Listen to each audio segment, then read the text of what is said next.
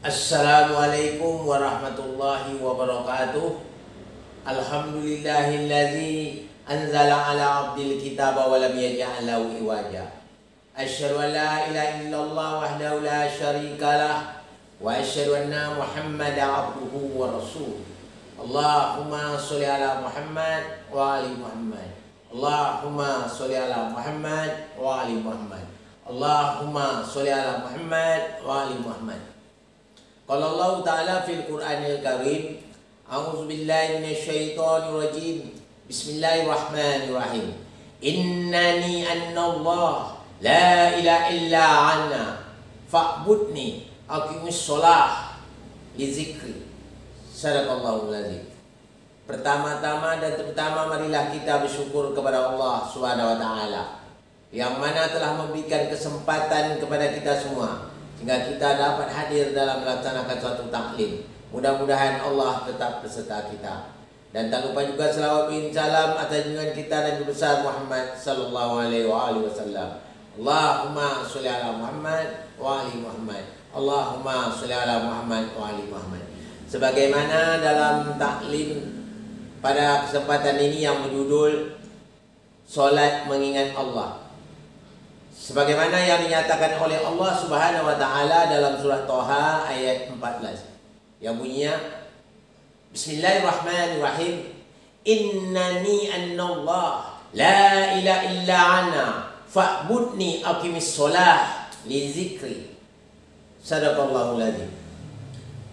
Ayat ini Allah menerangkan, memperkenalkan dirinya, sesungguhnya saya adalah Allah.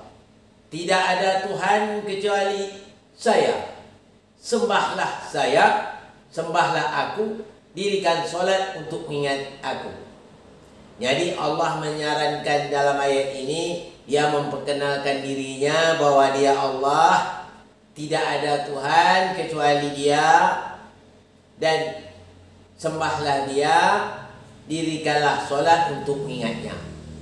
Apa maksud ayat tersebut? Allah mengatakan dirikanlah solat untuk mengingat Dia. Bagaimana caranya? Kalau seandainya kita solat tidak mengingat Allah, kita solat tapi hati kita selain dari Allah yang kita ingat, atau pikiran kita selain lagi Allah yang kita ingat. Dalam maksud dari ayat ini berarti kita tidak solat. Yang solat itu khususnya mengingat Allah. Kalau kita solat tidak mengingat Allah, berarti kita tidak solat. Berarti kita mengingat selain daripada Allah. Macam hal yang banyak sekali. Mungkin kena soal tugas yang banyak, mungkin kita terlupa dengan Allah, kena disibuk tugas-tugas yang kita laksanakan sehari-hari. Inilah hati kita lalai dari mengingat Allah. Seharusnya Allah lebih utama dari segala-galanya. Jadi kalau kita ada sesuatu yang Allah katakan di dalam surah apa? Di dalam surah 9, Allah mengatakan kalau ada sesuatu yang kamu cintai selain dari Allah, selain dari Rasulnya, berjuang kamu ada di jalan Allah, kata tunggu saja, Allah akan mengambilkan suatu keputusan. Nah, jadi Allah tidak suka ya. Tidak disuka kalau ada yang lebih kita cintai dari Allah. Tidak disenanginya apa ada kita mencintai selain daripada Dia. Nah, jadi kita sangat berbahaya. Jadi kalau kita ibadah, solat, hati kita mengingat selain Allah, berarti solat kita tidak diterima oleh Allah. Ya, berarti hati kita ingat selain Allah, berarti kita solat menyembah selain daripada Allah. Jadi berarti solat kita, ibadah kita tidak diterima oleh Allah. Jadi orang solat itu harus hendaknya khusyuk. Apa itu khusyuk? Konsentrasi.